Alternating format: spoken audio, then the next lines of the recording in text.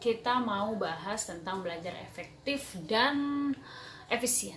Kenapa kita bahas ini? Karena mulai lagi nih, semangat lagi, karena kemarin habis liburan kan, kita semangat lagi nih, harus semangat lagi belajar. Nah, gimana tuh kita nentuin lagi nih cara belajar yang efektif dan efisien. Sebelum kamu kesana-sana nih, kita bahas tentang belajar efektif, efisien, dan sebagainya. Yang perlu kamu tahu itu kamu harus punya sikap dan kebiasaan. Kenapa sikap? Karena sikap itu merupakan salah satu faktor yang sangat mempengaruhi dalam proses belajar, dan kamu itu bakal mempunyai hasil yang seperti apa setelah kamu mempunyai sikap dalam proses belajar gitu. Jadi sikap ini menentukan sekali kamu dalam proses belajar dan hasil belajar kamu gitu. Ya. Lalu menurut Walgito sendiri, sikap itu punya 3 komponen penting.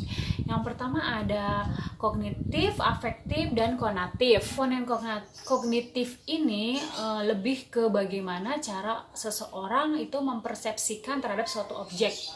Dari cara pandangnya, cara pengetahuannya, dan sebagainya.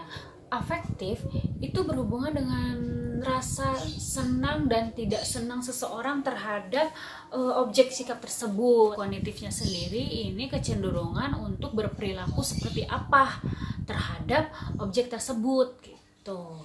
Nah, kalau kita udah tahu nih 3 komponen sikap menurut Walgito, dan kita juga udah tahu kenapa harus sikap ya yang tadi kita bahas di awal.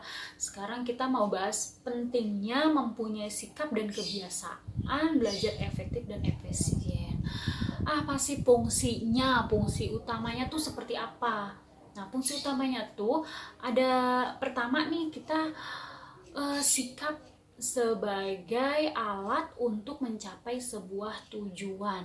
Nah, jadi contohnya gimana? Contohnya nih, contoh paling gampangnya itu contohnya objek itu kita anggap sebagai kalau karena kita masih di lingkup anak pelajar ya, contohnya kita objeknya ini misalkan kelulusan ya, untuk misalkan kelas 12 nih, contoh kita misalkan kelulusan, atau untuk yang kelas 10 atau kelas 11 kita bisa ambil contoh itu kenaikan kelas, ini sebagai objek kita ya.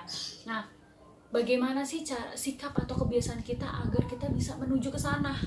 Kesana kemana? Yaitu kita bisa naik kelas, kita bisa lulus sekolah. Itu bagaimana caranya? Nah, kalau kita punya sikap dan kebiasaan yang baik, yang bagus, maka kita akan mencari tahu, kita akan terus mencari pengetahuan, dan akan gimana sih caranya kita bisa menuju ke sana gitu. Nah, itu sikap yang penting. Nah, itu sikap dan kebiasaan yang harus kita kita bentuk dari sekarang. Sikap seperti apa? Nah, gitu. Itu yang pertama. Nanti lalu yang kedua ada sikap sebagai pertahanan ego gitu ya. Jadi misalkan contohnya kita mau ngambil IPA atau ngambil IPS. Nah, orang tua bilang, udah kamu ngambil IPA aja, nanti biar kuliahnya gampang dan sebagainya. Tapi sebenarnya kita menolak IPA karena IPA ada matematika, ada fisika, dan kita nggak bisa itu, contoh ya. Nah, lalu bagaimana nih kita harus menyikapinya?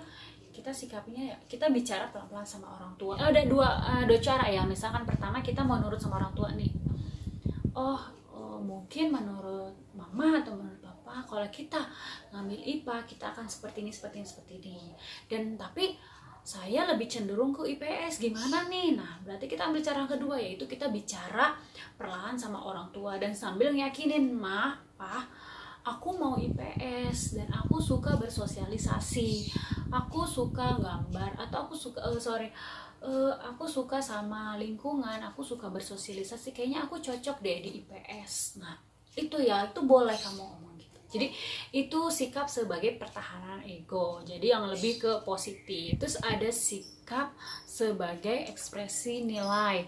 Jadi kalau ini gimana nih contohnya ya, kayak tadi kamu bisa menilai sendiri sebenarnya apa yang orang tua kamu inginkan itu sebenarnya baik, bagus. Kamu bisa nentuin sendiri tuh sebenarnya kenapa ya mama itu mau nyuruh saya tuh masuk IPA aja, atau mama maunya saya ke IPS itu.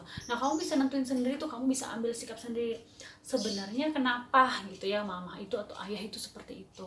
Nah, lalu yang terakhir itu ada fungsi sikap sebagai pengetahuan. Nah, jadi kamu nih kalau misalkan kamu suatu objek yang kamu pilih itu misalkan kamu mau IPA atau mau IPS atau kamu mau naik kelas nih contoh.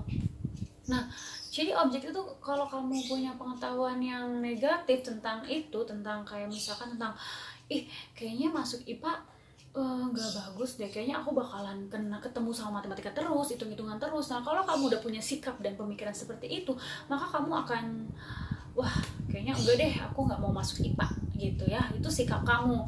Terus tapi kalau misalkan kamu punya pemikiran yang kayaknya IPA ini bagus deh ya, bisa ngasah otak, terus bisa dipandang orang bos dan segala macam tentang yang positif tentang IPA itu, pasti kamu akan oke, aku masuk IPA, saya mau masuk IPA karena bla bla bla bla bla. Begitu juga ke IPS gitu ya.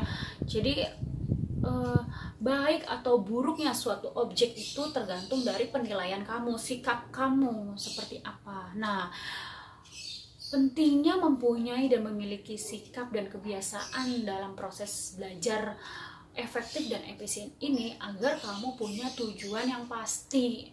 Jadi belajar kamu itu sesuai gitu. Jadi belajar kamu itu sesuai target, sesuai hasil.